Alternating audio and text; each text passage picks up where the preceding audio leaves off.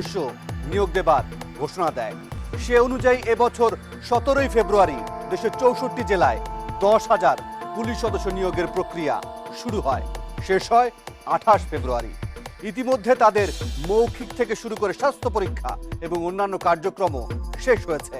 তারা এখন চূড়ান্ত নিয়োগের জন্য অপেক্ষা করছে।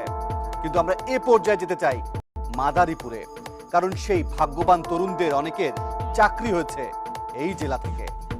আসলে কি তাই? 13 মার্চ 2015 হঠাৎ একটা ফোন এলো টিম 360 ডিগ্রির কাছে। আমার নাম পরিচয়টা বলবো না, আমি কিছু গোপন তথ্য দিতে চাই। হ্যাঁ, কি বিষয়ে বলা যায়? এটা যে পুলিশের এক জেলার লোক আরেক জেলা থেকে অনিয়ম করে দুর্নীতির মাধ্যমে নিয়োগ বাণিজ্য চলছে। এই ফোনের সূত্র ধরে পুলিশ কনস্টেবল পর্যায়ে নিয়োগের দুটি তালিকা সংগ্রহ করে টিম 360 ডিগ্রি।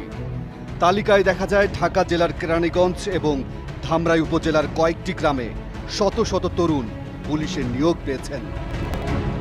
আমরা এই নিয়োগ প্রক্রিয়া যাচাই করে দেখতে চাই। অনুসন্ধানের শুরুতেই আমাদের গন্তব্য কেরানীগঞ্জের চরকুন্দুলিয়া গ্রামে। ঢাকা মাওয়া মহাসড়ক ঘেঁষা এই গ্রামের বাসিন্দা 5 শতাধিক, ঘরবাড়ি আছে 200-র মতো। অথচ এই গ্রাম থেকেই পুলিশে নিয়োগ পেয়েছেন 186 জন।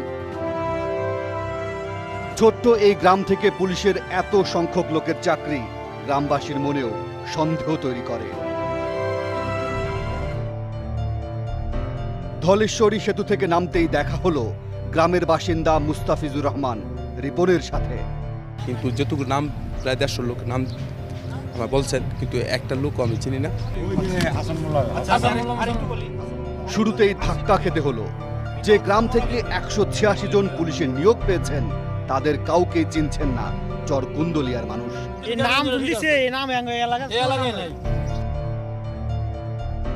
আমরা এই গ্রামে আরো অনেকের সাথে কথা বলতে চাই। হয়তো কেউ না কেউ পুলিশের নিয়োগ পাওয়া তরুণদের চিনতেও পারেন। একটা আপনাদের গ্রামের না? এই গ্রামের 90% লোকই আমাদের ফ্যামিলি, মানে আমাদের বংশের। এরা আমাদের গ্রামের না। অদ্ভুত, এই গ্রামের কেউ নিয়োগ প্রাপ্তদের চিনতেই পারছেন না। এটা হচ্ছে টুকু ফকির। গ্রামের শিক্ষিত ছেলে হিসেবে বেশ পরিচিত মুখ আব্দুর রশিদ একটি চাকরির জন্য আপ্রাণ চেষ্টা করে যাচ্ছেন। তিনি জানেন না জেলা কোটায় তার পাওনা চাকরিটাকে করছে কে পাচ্ছে। আমাদের একটা নির্দিষ্ট কোট আছে, আমাদের